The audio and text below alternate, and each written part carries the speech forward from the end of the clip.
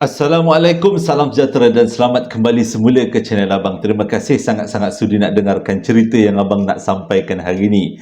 Hari ini adalah sambungan daripada hari Jumaat hari itu. Daripada komen yang Abang dapat, ramai yang beritahu dekat Abang, bolehlah kalau kiranya dipanjangkan ke sehingga lebih daripada 30 minit. InsyaAllah Abang akan cuba sebaiknya. Tapi cerita kali ini Abang akan sambung daripada Jumaat yang lepas. Tapi nanti Abang akan ceritakan sedikit permulaannya. Jadi tanpa membuang masa lagi, sebelum kita mulakan cerita, marilah kita sama-sama berdoa kepada Allah Ta'ala. Semoga Allah panjangkan umur, murahkan rezeki, berikan kesihatan yang baik untuk kita semua, permudahkan segala urusan kita dunia dan di akhirat. Semoga Allah memberikan syurga buat mak ayah kita, juga memberikan keamanan untuk kita satu dunia. Tanpa membuang masa lagi, memberikan umur yang diberkati. Terlupa yang tu. Jadi tanpa membuang masa lagi, Abang akan mulakan cerita kali ini dengan a'udzubillahi minasyaitonirrajim. Bismillahirrahmanirrahim. Allahumma salli ala sayyidina Muhammad wa ala ali sayyidina Muhammad. Sebelum Abang lanjutkan kepada cerita, Abang nak macam recall balik. Kita cerita balik apa sebenarnya yang berlaku pada cerita hari Jumaat lepas. Dia berkenaan dengan seorang lelaki yang bernama Nas. Bagaimana dia dengan isterinya pada awal-awalnya baik, tapi hujung-hujungnya mereka semua telah kocar-kacir hidupnya. Bini dia jadi pemarah, dia pun jadi pemarah, gaduh-gaduh dekat rumah. Lepas tu tak puas hati sebab bini dia mimpi yang bukan-bukan malam tu setiap malam. Sampai ke akhirnya bini dia mimpi seolah-olah nak diperkosa oleh sesuatu makhluk daripada alam sebelah. Yang disebabkan itu, dia pergi berjumpa dengan bapa mertua dia. Bapa mertua dia pula adalah seorang bomoh, bukan perubatan Islam. Jadi minta tolong bapa mertua dia. Bapa mertua dia dah tawar-tawarkan dan doakan, dan bapa mertua dia berjaya untuk pulihkan si suami iaitu Nas, tapi tak berjaya nak pulihkan si isteri iaitu anak dia sendiri, kerana mereka mempunyai hubungan darah. Jadi bapa dia minta kalau dicarikan tempat mengubat yang lain untuk anak perempuan dia, tapi cari tak jumpa, sampai kena lempang RM150. Itu cerita yang Jumaat lepas. Bagi siapa-siapa yang belum tengok lagi ataupun rasa keliru dengan cerita yang Abang nak sampaikan hari ini, Abang ada sediakan link untuk cerita Jumaat yang lepas. Jadi boleh tengok yang cerita yang itu sebelum tengok cerita yang ini. Faham-faham je lah. Okay, kita nak sambung cerita je. Jadi Nas ni bila dia tengok keadaan bini dia dah semakin teruk, berubat dalam banyak tempat tapi tak juga baik-baik. Jadi dia dah rasa buntu pada waktu tu, dah rasa sakit hati. Dia kesian sangat-sangat tengok bini dia dengan berharap bini dia akan pulih seperti sedia kala. Pada waktu tu mereka tinggal di Keluang dan masih lagi tahun 2015 lah. Pada waktu ni 2015 lebih kurang Jadi dia kata dia rasa macam dia perlu buat sesuatu, cari jalan macam mana nak mengubatkan bini dia. Jadi pada waktu tu kita dah ada WhatsApp group. Dia masukkan apa masalah di dalam WhatsApp group. Ramai kawan-kawan yang bagi pandangan, yang bagi nombor telefon tempat yang mengubat. Tapi Nas bukan, dia punya usaha, dia kata lebih daripada apa yang orang fikirkan. Dengan kata lain, pantang ada tempat orang bagi tahu kat situlah tempat berubat yang elok, dia akan pergi. Tapi sebelum tu dia tak naklah tergejah. Dia telefon dulu, ustaz tu okey ke tidak, boleh ke tidak mengubat. Jadi dia ambil masa yang agak lama untuk cari mana tempat yang sesuai dengan bini dia, macam mana bini dia nak pulih seperti sedia kala. Duit jangan cakap lah, memang banyak dah berhabis. Tapi dia kata itu tak menjadi masalah. Dia tetap nak bini dia sihat seperti sedia kala. Tapi tetap juga tak bertemu dia punya jodohnya. Kalau berubat ni, jodohnya kita tak temu lagi. Pada satu hari tu dah banyak kali tempat berubat yang lempang 150 tu dah memang tak akan berubat lah. Memang biarkanlah dia macam tu.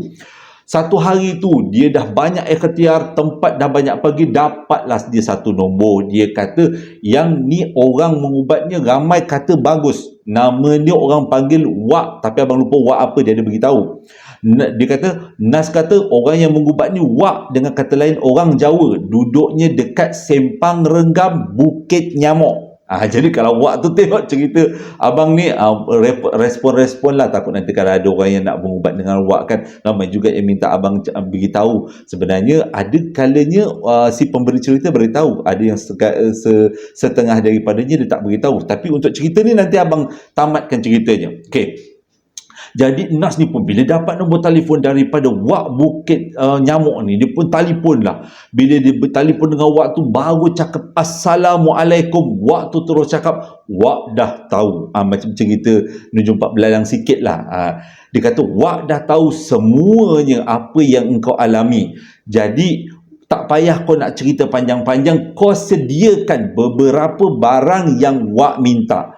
Termasuk macam, kalau tak silap abang, ada beras, ada limau, adalah beberapa lagi, ada kemenyan, lebih-lebih kurang lah. Dia minta, waktu mintakan si Nas sediakan. Dan jangan berlengah-lengah, bawa bini kau datang jumpa Wak sesegera mungkin. Sebabnya, apa yang bini kau alami ni bukan sebarangan. Ia berkaitan dengan sesuatu yang sudah mati. Jadi Nas pun terus tambung, adakah ini tentang susuk mayat? Mana kau tahu, dia kata. Jadi sebenarnya Wak nak beritahu kau, nak kira-kira surprise lah. Tapi kau dah tahu, Wak nak tanya mana kau tahu. Jadi si Nas pun ceritalah, sebelum saya berubat dengan Wak, saya dah berubat dengan banyak tempat, tapi yang bagi tahu saya tentang susuk mayat ini adalah bapa mertua saya. Oh, siapa bapa mertua kau? Sekian-sekian orang. Oh, rupanya Wak ni pun kenal lah dengan bapa mertua ni. Cumanya Wak ni cakap memang betul apa yang bapa mertua dia bagi tahu, tak boleh nak mengubat dengan darah daging sendiri, sebab ada sesetengahnya memang tak lut, tak jodoh. Jadi kenalah cari orang lain. Waktu kata jangan risau, jangan khawatir. Kau datang di rumah Wak, bawa barang-barang yang Wak dah bagi tahu ni, bawa bini kau sekali.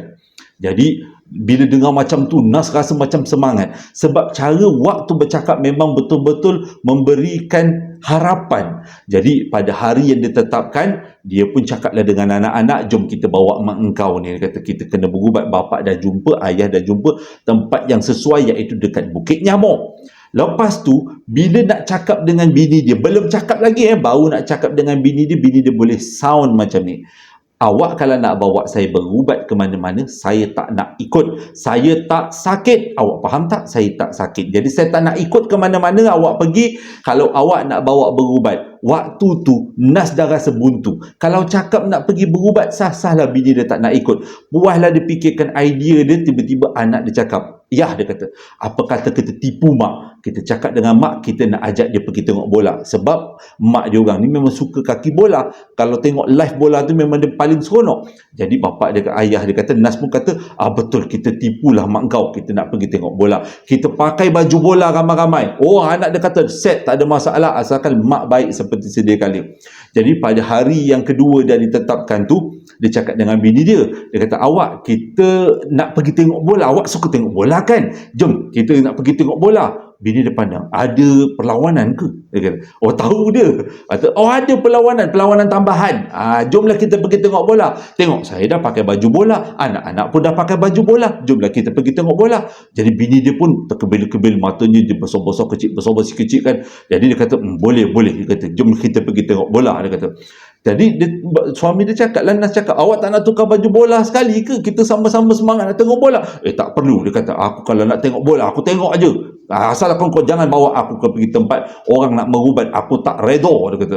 Jadi bila dah macam tu, bawalah si mak ni tadi, bini dia tadi, Nas kata masuk dalam kereta. Anak-anak pun ikut sekali ramai-ramai. Jadi diorang pun drive, memandulah daripada keluar ke Sempang Renggam.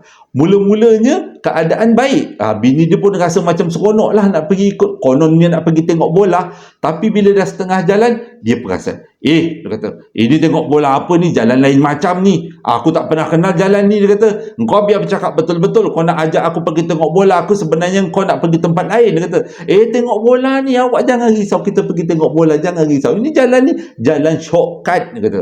Jadi dia pun bawa lah, si Nas ni bawa lah kereta lagi. So sampai setengah jalan, bini dia dah mula huru-hara, aku tak percaya kau pergi tengok bola, menipu, ini bukan jalan pergi tengok bola, aku tak bawa bola pun, ini mesti kau nak pergi bawa aku mengubat tak ke mana-mana, aku nak keluar daripada sini, Anak-anak terpaksa pegang, sebab si mak dia tadi dah meronta-ronta nak keluar, nak buka pintu, nak terjun keluar, bahaya kan.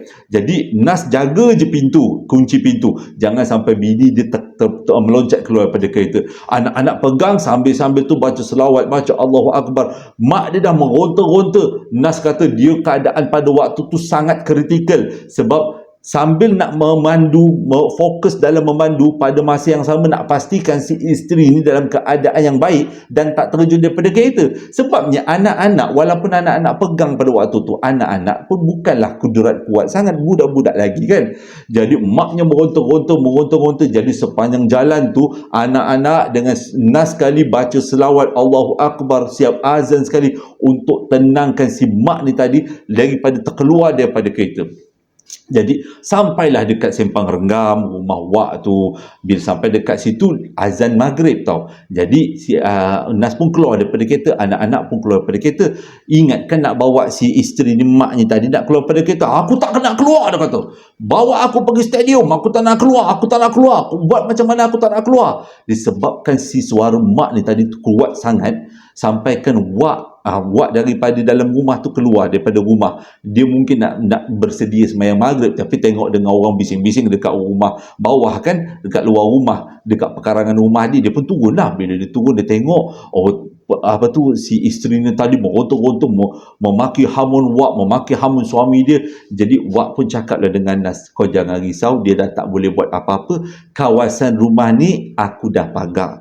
Jadi jomlah kita pergi solat dulu. Suruh anak-anak jaga mak dia supaya mak dia jangan lari ke mana-mana. Anak-anak jaga mak dulu, awak si suami dengan saya pergi tiga-tiga solat dulu, kita berjemaah dulu. Jadi dia orang pun solat. Lepas habis solat, Wak pun turunlah ke bawah balik. Dia turun, dia buka pintu, menghadaplah si isteri ni tadi, isteri Nas ni tadi. Dia tengok aja. Dia baca bacaan sikit, dia tengok aje lah tu. Dia cakap dengan Nas, dia kata, berat bini kau ni. Dia kata, ini orang yang hantarkan sihir ni memang dah memuja mayat, seperti yang kau dah diberitahu oleh bapa mentua kau. Dan apa yang Wak nampak, di belakang, kiri dan kanan dia ada penjaga-penjaganya. Dan penjaga tu sangat gangster, jenis-jenis jin yang jenis-jenis makhluk alam sebelah yang ganas, dia kata. Jadi susah, ada ambil masa sikit lah. Kita kena buat satu upacara yang orang Johor cakap dikebas atau dikebahkan. Itulah caranya. Jadi Nas dengan macam tu, dia kata tak kisahlah Wak kebah ke kebas ke, yang penting bini saya sihat walafiat balik semula. Jangan risau, dia kata Wak akan tolong. Jadi dia kata jomlah kita bawa bini engkau ni bawa naik atas, sebab proses tu tak boleh dibuat di kawasan lapang macam ni, kena dibuat di dalam rumah. Tapi proses nak bawa bini dia naik ke atas ni punyalah susah, sebab bini dia meronta-ronta macam kena pukul, menangis-nangis, menjerit-jerit, mengilai-ngilai, semualah dibuat asalkan dia tak bawa masuk ke dalam rumah. Wak dia kata ini tak boleh jadi ni. Tak apa, dia kata bagi masa Wak untuk selesaikan dulu. Jadi waktu diam tau, dia baca-baca tu dia diam. Dia diam aja. Lebih kurang 20 minit lah macam tu. Nas pun tak beranilah nak pegang Wak tu ke atau nak bertanya kenapa Wak tu diam. Wak tu diam je, kejam mata dia diam je. Dia duduk je depan bini dia. Bini Nas pada waktu tu meliang-liuk masih lagi ada dekat dalam kereta. Selepas 20 minit Wak buka mata. Dia kata Wak dah tahu, insya-Allah, dia kata Wak dah tahu mana letaknya barang-barang yang dihantar menyihirkan keluarga kau ni. Jadi Nas kata kat mana Wak? Dekat rumah kau di Keluang, dekat kawasan sekian, depan rumah, tepi rumah, belakang rumah. Dia beritahulah tempat-tempatnya. Waktu tu Nas rasa macam kagum. Wak ni tahu kedudukan perabot-perabot dalam rumah, pintu pagarnya macam mana, tapi Nas tak tanya lebih-lebih. Biarkan je lah, sebab itu memang amalan Wak tu. Okey, sekarang ni Wak dah tahu kat mana tempatnya, maksudnya Wak dah tahu kelemahannya. Jadi Wak tu baca, dia cakap dengan bini Nas lah, kata, aku dah tahu kelemahan kau. Kalau kau tak nak ikut aku naik atas, aku akan bunuh kau. Jadi benda tu bila dengar arahan ataupun ugutan daripada Wak ni, dia dah muka dah cuak-cuak. Dia kata, yelah aku naik atas. Tapi kau jangan harap aku akan tinggalkan perempuan ni selagi perempuan ni tak mati, kata. Jadi bila dah dapat persetujuan macam tu, bawalah bini dia naik atas rumah. Sampai dekat atas rumah, barulah Wak ni menjalankan upacara yang namanya dikebah tadi tu. Macam-macam surah-surah dibaca, bacaan-bacaan tertentu, menggunakan barang-barang yang Nas dah sediakan, termasuk beras ke, limau ke, kacang hijau ke, lebih kurang macam tu lah. Jadi bini dia waktu tu meliang-liuk, cuba untuk putuskan hubungan dia dengan makhluk yang masuk dekat dalam badan bini dia. Perkara tu, proses tu mengambil masa sampai pukul 1 pagi. Kau main lama lagi. Sampai pukul 1 pagi, sampai habis. Barulah waktu dapat putuskan ilmu yang dihantar kepada bini Nas tadi. Macam tu punya kuat. Sampai waktu pukul 1 terduduk dia. Di kebah tu dia ambil lah kain, dia tepuk, tak adalah dia pukul, dia tepuk-tepuk bini dia supaya benda tu keluar, rasa panas. Adalah beberapa upacaranya. Selepas dah sedar tu, lepas semuanya selesai, waktu cakap Alhamdulillah bini kau dah sedar. Waktu tu bini Nas waktu tu terbaring tau. Terbaring selepas 2-3 minit bila dah waktu cakap dah selesai, bini dia pun bangun. Dia tengok suami dia. Kita kat mana, dia kata. Macam biasalah orang ubat-ubat macam ni memang dia takkan ingat. Kita kat mana ni bang, dia kata. Kita dekat Sempang Renggam, dia kata berubat awak. Lepas tu dia tengok. Dia terdiam tau. Ini anak-anak saya ke, dia kata. Anak-anak. Pula dah besar, dia kata. Waktu tu Nas rasa macam blur. Dah besar? Memang anak kita dah besar? Dia tanyalah, umur berapa ni, umur berapa sekarang? Rupanya dah 2 tahun bini dia tertidur. Dia tanya, Nas tanya, awak ingat tak kita dah pindah ke Keluang? Kita dah pindah ke Keluang, bukan kita duduk kat Masai, kata. Ya Allah, ya Tuhanku, dia kata, awak dah lupa. Memang saya tak ingat, dia kata, saya tak ingat. Kita ingat rumah saya kat Masai, yang ini dah sekian, yang ini tingkatan sekian.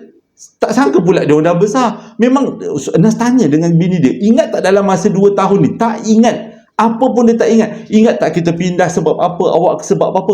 Tak ingat. Dia kata last kali yang dia ingat adalah dia mimpi ada orang ular membelit dia. Itu dia mimpi. Lepas tu selepas tu dia tak ingat. Dia kata dia macam tidur. Dia kan lepas mimpi tu kan suami dia baca ruqyah semua, Nas baca, lepas tu kan dia orang tidur balik kan.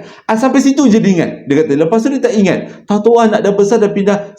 Baiklah dia dapat dipulihkan.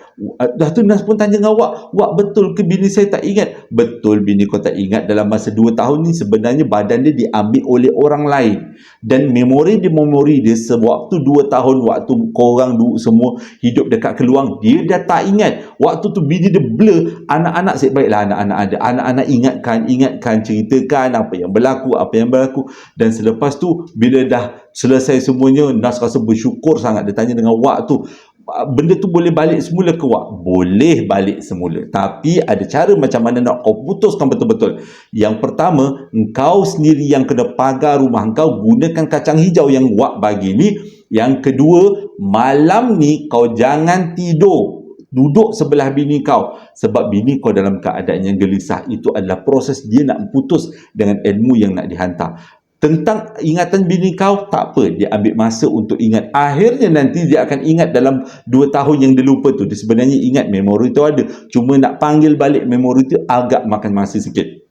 Bila dengar macam tu, Nas pun cakap terima kasih sangat-sangat. Dia keluarkan duit dia. Selalu kalau orang dia berubat ke mana-mana, orang minta duit. Kali ni orang tak minta duit, dia keluarkan duit. Dia kata ni lah wak, beberapa ratus ni yang saya ada, yang saya buat, saya nak bagi kepada wak. Wak cakap, ya Allah ni tak payah. Dia kata wak memang tolong lillahi ta'ala. Wak nak anak cucu kita semua selamat daripada gangguan alam lain. Dia kata jangan risau, ikut je apa yang wak ikhlas. Dia kata ni duit ni kau gunalah untuk keluarga kau.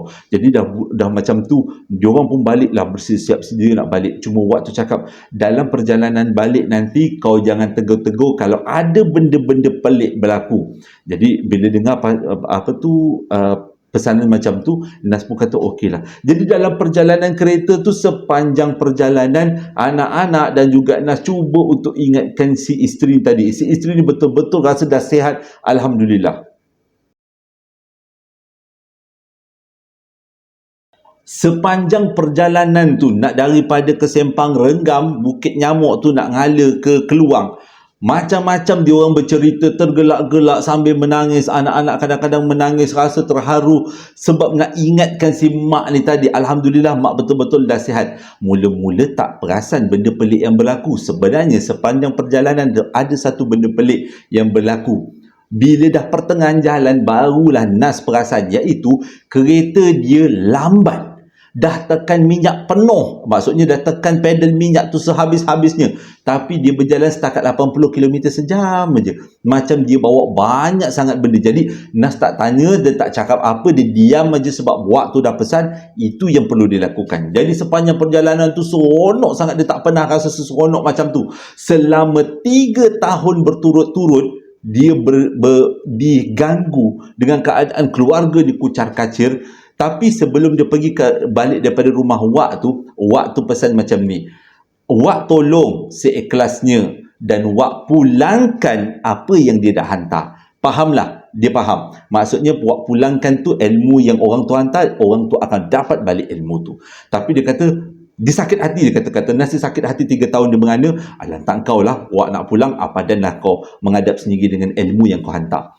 Jadi bila sampai dekat rumah, keluar daripada kereta, Nas betul-betul terkejut sebab kereta dia dikelilingi, tapi tak dekat sangat dikelilingi oleh lebih kurang 10 ekor anjing. Semua anjing tu bunyi menderam macam tu, menghala ke kereta Nas. Nas tahu itu semua ada kaitan dengan benda yang mengasuk keluarga dia ni. Jadi Nas pun turun daripada kereta, dia minta isteri dengan anak-anak dia duduk dalam kereta. Dia akan buat beberapa upacara yang seperti yang diarahkan oleh Wak. Jadi bila turun daripada kereta, benda pertama dia buat adalah dia azan dekat pintu gate dulu. Lepas tu dia buka pintu gate, dia masuk dekat dalam rumah, dia azan lagi dalam rumah 3 kali berturut-turut dia azan. Selepas tu dia ambil kacang hijau yang diberikan oleh Wak tadi, dia tabur di sekitar rumah.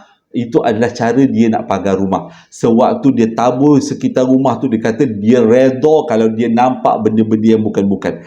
Tapi benda yang dia nampak adalah kelibat-kelibat hitam. Macam seolah-olah benda tu kepanasan. Yelah, sebab mungkin dah dipagar dengan ayat-ayat bacaan Quran ke apa gitulah kan.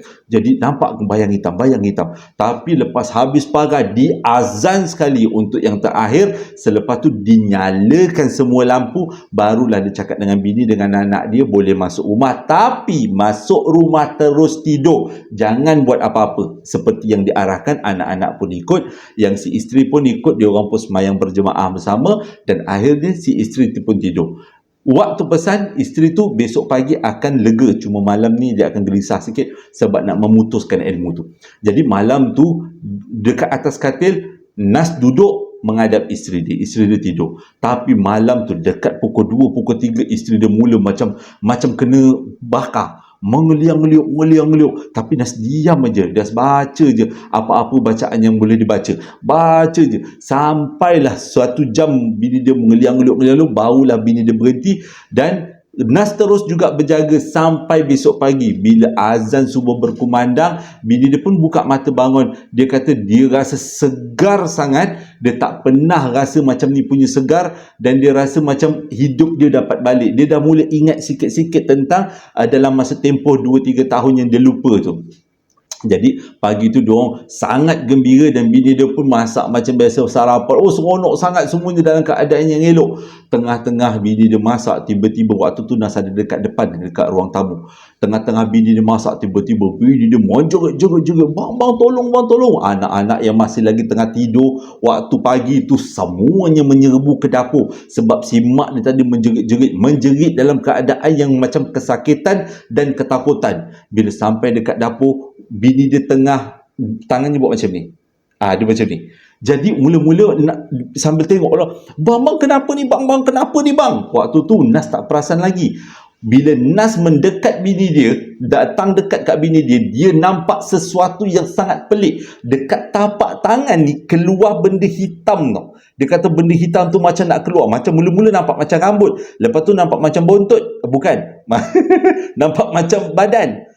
Apa benda ni? Tapi waktu tu Nas baca je apa selawat-selawat yang dia tahu. Anak-anak pun ikut sama. Yang si isteri dah ketakutan sebab ada benda keluar daripada tapak tangan. Kedua belah, sebelah kat sini, sebelah sini. Satu kanan, satu kiri. Waktu tu bini dia, bang tolong bang. Tapi Nas peganglah tangan bini dia supaya bini dia tak takut juga kalau bini dia lari kan.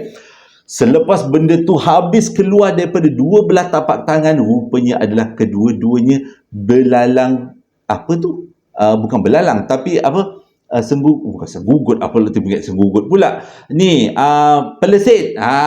Yang keluar daripada dua tapak tangan tu adalah pelesit. Jadi Nas pun ambil, dia dah tahu dah sebab waktu dah beritahu, dia ambil peleset tu, dia patahkan dua tengkuknya, ada rambut yang menyambungkan dua tengkuknya, dia letak dekat lantai, dia perah dengan limau yang waktu bagi, dia perah, lepas tu barulah benda tu macam ngelitik-ngelitik mati.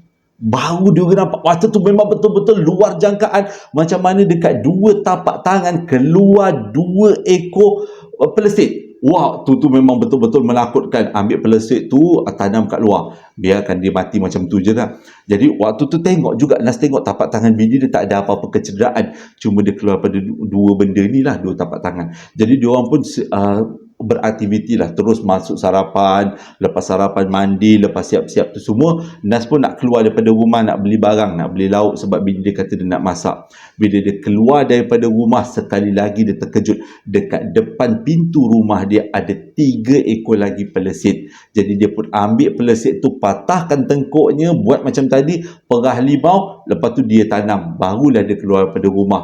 Dia kata itulah pemutusnya. Bila dia beritahu pada, dia tanya dengan telefon dengan Wak tu, dia berceritakan dengan Wak tu apa yang berlaku. Wak kata alhamdulillah, itulah pemutus dia.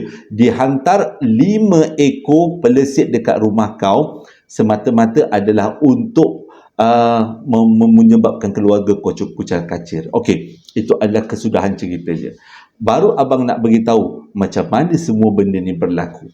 Sebenarnya keluarga Nas ada rapat dengan satu keluarga lain dekat rumah mereka dekat Masai. Rapatnya dia dengan keluarga tu, macam setiap kali masakan mesti bertukar-tukar masakan. Rumah tak jauh. Lepas tu kalau raya sambil melawat. Lepas tu dia memang baik sangatlah dengan keluarga tu. Selalu sangat Nas makan dekat rumah keluarga tu. Rupanya dalam diam-diam keluarga tu ada buat sesuatu yang tak elok pada makanan-makanan yang diberikan oleh keluarga Nas. Kenapa? Kerana dia cuba untuk menguasai keluarga ni dengan dengki ke dengan apalah. Sampailah satu hari, tak pasal-pasal keluarga Nas ni bergaduh besar dengan keluarga ni. Dan bila bergaduh besar dengan keluarga ni, dalam satu penyebabnya tak tahu, Nas tak beritahu dengan abang. Cuma dia kata dia minta maaf, sangat-sangat tak nak beritahu sebab dia berkenaan dengan satu rahsia keluarga lah, dia kata. Tapi gaduh lah dengan keluarga tu, sampai di hujungnya barulah keluarga tu beritahu apa, kita orang dah readykan segala macam supaya keluarga kau tak terlepas. Dia kata, kau gaduh lah, kau ambil lah tindakan apa-apa, kau takkan terlepas. Mula-mulanya Nas ingatkan dia setakat cakap-cakap tak terlepas tu buat report polis ke ataupun apa ke. Rupanya yang dikatakan tak lepas tu adalah dari segi makhluk-makhluk alam sebelah ni lah, dihantar-hantar benda-benda yang tak elok ni lah. Itu sebenarnya yang dikatakan tak lepas. Jadi dia kata, Nas kata pesan pada semua, jangan kalau dengan orang tu jangan baik sangat sampai nak makan-makan kat rumah orang tu. Rupanya masakan-masakan yang dibagi tu ada masakan-masakan yang berunsur najis. Sebab itu bila diingat balik, Nas kata setiap kali dia datang rumah keluarga tu makan, keluarga tu tak makan sama. Dengan alasan dah kenyang lah, dah makan dulu, dia suruh keluarga Nas makan. Jadi itu yang jadi pelik. Yang keduanya, Nas kata sewaktu bini dia tak sedar, setiap kali bini dia tak sedar, baru dia perasan bini dia akan bertindak seperti salah seorang daripada anak dalam keluarga angkat mereka, keluarga yang dia baik tu. Dengan gaya jalannya, dengan gaya dia sisir rambutnya, dengan gaya dia bercakap, bila diingat balik, lah rupa macam budak tu, anak daripada dalam keluarga tu. Lepas tu Nas rasa macam tak puas hati. Selepas dia dah tahu semua ni, dia pergi rumah keluarga tu. Rumah keluarga tu dekat Masai seolah-olah ditinggalkan macam tu je. Macam diorang keluar macam tu, tak tahu ke mana. Bila tanya dengan jiran-jiran pun tak tahu kat mana. Tapi Nas kata dia diam je lah. Cuma dia masih lagi ada kontak dengan beberapa orang yang kenal dengan keluarga tu. Jadi tak lama lepas tu, Nas dapat tahu bapa dia aksiden, bapa keluarga tu aksiden, yang mak dia pula sakit tenat sampai meninggal, anak dia pula aksiden. Lebih kurang ada kematian, ada yang cacat kekal, ada yang keadaan keluarga tu sangat kucak-kacir, sangat teruk. Ada orang beritahu, tapi Nas tak beritahu apa yang dia alami tu berkenaan dengan keluarga tu. Cuma ialah kita tanya-tanya, dengan kawan-kawan kan, kau ingat tak keluarga yang begini-begini ni, macam mana keadaan dia? Aku tengok dia teruk, bapa dia accident sama meninggal, mak dia pula kena sakit teruk, macam tu. Nas dapat cerita macam tu. Jadi bila dengar cakap cerita macam tu, Nas pun rasa macam nak jumpa waktu sekali lagi, nak cakap kau ucapkan terima kasih sebab nak bagilah sedikit sumbangan lagi, nak bawa duit ni. Sebab waktu dia kata bukan orang kaya, waktu rumah papan macam tu je.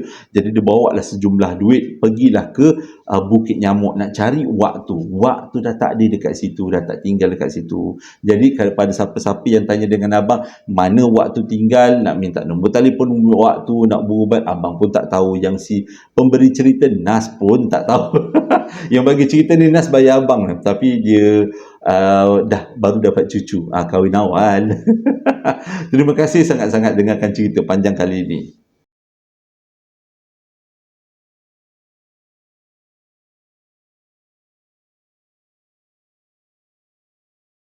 Terima kasih sangat-sangat dengarkan cerita kali ini. Ini adalah penutup kepada cerita hari Jumaat lepas. Tapi tak adalah nak berapa tutup sangat. Dia punya sambungan dia adalah yang akan abang sampaikan esok, apa yang terjadi pada isteri dia selepas isteri dia berjaya dipulihkan. Sebenarnya abang beritahu sikitlah, isteri dia dah mula boleh nampak alam sebelah. Nanti abang akan sambungkan. Jadi ini abang tamatkan kat sini je lah. Ini dah cerita dah tamat lah. Itu akan sambung kemudian lah. Jadi sebelum abang tamatkan cerita, ada beberapa ucapan nak abang sampaikan. Ucapan yang pertama datangnya daripada Raudah Rashid. Dia nak sampaikan ucapan hari jadi buat 3 orang yang bermakna dalam hidup dia. Iaitu yang pertama, diri dia sendiri. Jadi daripada pihak JSPL, abang ucapkan selamat hari jadi buat Raudah, yang mana hari jadinya jatuh pada 19 hari bulan 1, genap umur 22 tahun. Akan datanglah tak lama lagi. Yang kedua, dia nak sampaikan ucapan hari jadi buat Muhammad Redha, iaitu abangnya, yang mana hari jadinya jatuh pada 18 hari bulan 1, genap umur 23 tahun. Dan juga ayahnya Muhammad Rashid, yang mana hari jadinya jatuh pada 25 hari bulan 1, genap umur 54 tahun. Jadi dengan ucapan selamat hari jadi buat Redha, Raudah dan juga Encik Rashid, semoga dipanjangkan umur, dimurahkan rezeki, diberikan kesihatan yang baik, dipermudahkan segala urusan dan sentiasa dirahmati Allah. Ucapan yang kedua datangnya juga daripada Raudah Rashid. Sekali lagi dia kata dia nak sampaikan ucapan selamat menyambut ulang tahun perkahwinan buat ayahnya Encik Muhammad Rashid dan mak dia, isteri kepada Encik Muhammad Rashid lah kan. Di mana hari perkahwinan mereka, tarikh perkahwinan mereka jatuh pada 18 hari bulan 1. Jadi dengan daripada pihak abang JSPL ucapkan selamat menyambut ulang tahun perkahwinan, semoga kekal hingga ke syurga. Ucapan yang seterusnya datang daripada seseorang yang bernama Lema Jepun. Dia punya nickname dia. Dia nak sampaikan ucapan hari jadi buat anak dia, iaitu Muhammad Fazrul Aiman, yang mana hari jadinya jatuh pada 8 bulan 1, dan juga ayah, abang ipar dan arwah mak dia punya hari jadi yang jatuhnya pada 27 hari bulan 12 yang lepas. Jadi dengan ucapan selamat hari jadi buat anaknya Muhammad Fazrul Aiman, semoga menjadi insan yang cemerlang dunia dan di akhirat. Dan selamat hari jadi juga buat ayah dia, arwah mak dia dan abang ipar dia, semoga sentiasa dirahmati Allah. Dan Lema Jepun juga minta kita semua hadiahkan ucapan Al-Fatihah, bacaan Al-Fatihah buat almarhum mak dia yang sudah pun dijemput ilahi. Jadi sama-samalah kita sampaikan Al-Fatihah ini, semoga almarhum ditempatkan di dalam taman-taman syurga. Amin ya rabbal alamin. Dan juga Lema Jepun lagi sekali dia nak sampaikan ucapan selamat pengantin baru buat maksu dia dan suami maksunya, yang mana baru je kahwin pada 31 hari bulan 12 hari itu. Dan pada 31 hari bulan 12 hari itu juga hari jadi maksu je. Jadi berjalan sekali lah dengan ucapan selamat pengantin baru buat maksu Lema Jepun dan suami dia, dan selamat hari jadi buat maksu Lema Jepun. Semoga Allah sentiasa merahmati perkahwinan ini dan sentiasa diberikan panjang umur, murah rezeki, diberikan kesihatan yang baik, dipermudahkan segala urusan. Yang seterusnya datangnya daripada seseorang yang bernama Aziz. Dia nak sampaikan ucapan hari jadi buat anaknya yang bernama Syahmi Hawari, yang mana hari jadinya jatuh pada 11 hari bulan 1, genap umur 19 tahun, dengan ucapan selamat hari jadi buat anak dia tersayang, semoga dipanjangkan umur, dimurahkan rezeki, diberikan kesihatan yang baik, dipermudahkan segala urusan. Dan yang terakhir datangnya daripada Sir John Jenin. Dia nak sampaikan ucapan hari jadi buat anaknya yang bernama Dia Dia Syarafana Putri. Minta maaf sangat, nama dia agak panjang sikit, abang keliru sikit nak sebut. Jadi Dia Syarafana Putri, hari jadinya jatuh pada 3 hari bulan 1, genap umur 13 tahun. Jadi daripada ayahanda ucapkan selamat hari jadi buat anak ini. Semoga dipanjangkan umur, dimurahkan rezeki, diberi kesihatan yang baik dan mendapat masa depan yang cukup cemerlang. Daripada abang juga JSPN ucapkan selamat hari jadi buat dia. Semoga Allah sentiasa merahmatimu.